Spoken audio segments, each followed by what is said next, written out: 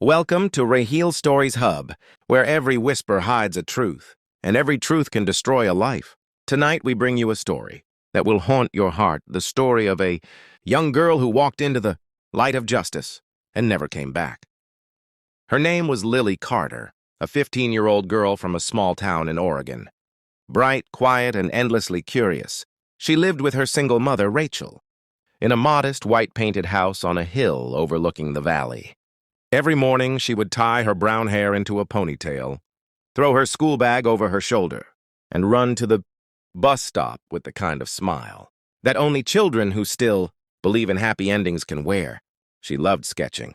Her notebooks were filled with drawings of skies, rivers, and sometimes faces, strange faces, of people she swore she'd never met. Her art teacher once said, "Lily, you draw as if you've seen another world." She had smiled and whispered, "Maybe I have." It started one cold November evening. Lily was late coming home from school. The sky had turned violet and the wind had begun to howl. Rachel waited by the window, glancing at the clock again and again. When she finally saw headlights, she felt relief. But it wasn't the school bus. It was a police car. The officers stepped out with blank faces. They said Lily had been found walking on a forest road 5 miles from her school, barefoot, clothes torn, covered in mud, and whispering something over and over. No one could understand her words. At the hospital, doctors said she was in shock. She didn't speak for 3 days. When she finally opened her mouth, her first words were chilling. "They told me to do it," she said softly. "Who told you, sweetheart?" her mother asked. "The ones in the dark." Everyone thought she was hallucinating. Trauma, they said. She must have been attacked, scared, confused. But the town changed overnight. Posters went up. A local boy named Noah Green, 17 years old, had gone missing the same evening Lily disappeared. Rumors spread fast that they were last seen together near the woods. Police questioned her, gently at first, then more firmly. She said she didn't remember. But when they showed her a photo of Noah, she started crying uncontrollably. Days later, search teams found Noah's body, deep in the forest beside the creek.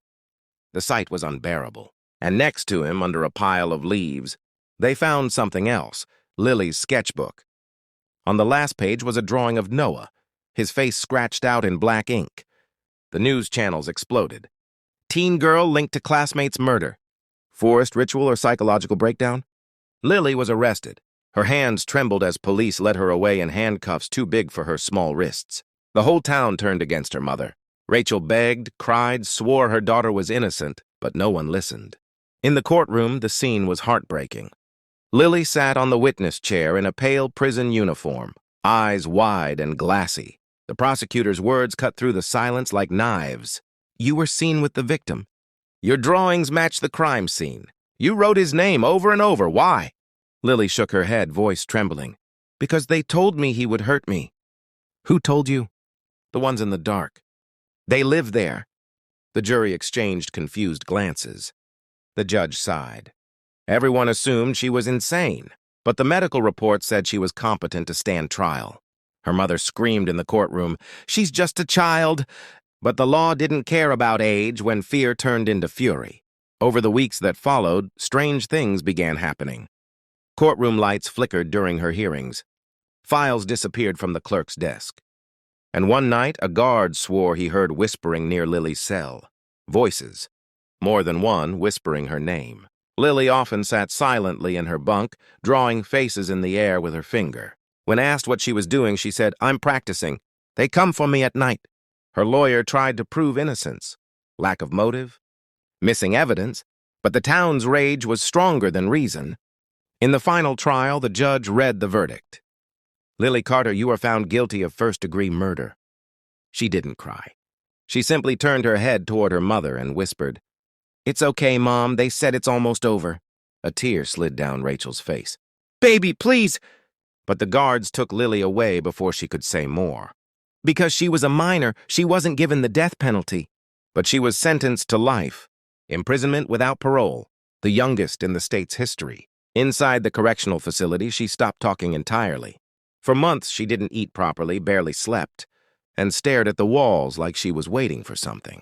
One night, she was found standing in the corner of her cell, facing the wall, whispering, "They've come to take me home."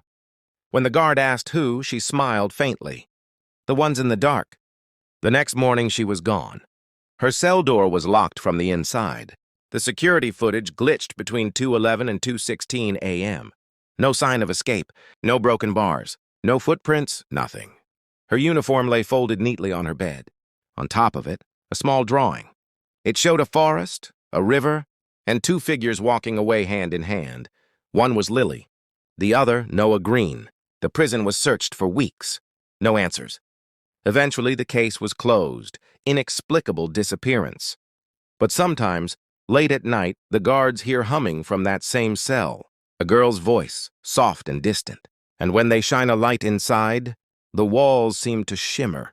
Faint outlines of drawings appear for a moment, then vanish. Rachel visits the prison chapel every month. She brings lilies and places them near the window. She says she feels her daughter's presence in the wind. Once, she swore she heard a whisper. "Mom, they were never bad. They were just lonely." No one believes her. But in the records of that town, one mystery remains unsolved. How did a 15-year-old girl know details of a murder scene before it was discovered? And why, years later, do people still see two shadows near the forest creek when the moon is full? A boy and a girl holding hands, walking into the dark. You've just heard the chilling story of Lily Carter, a girl trapped between innocence and darkness.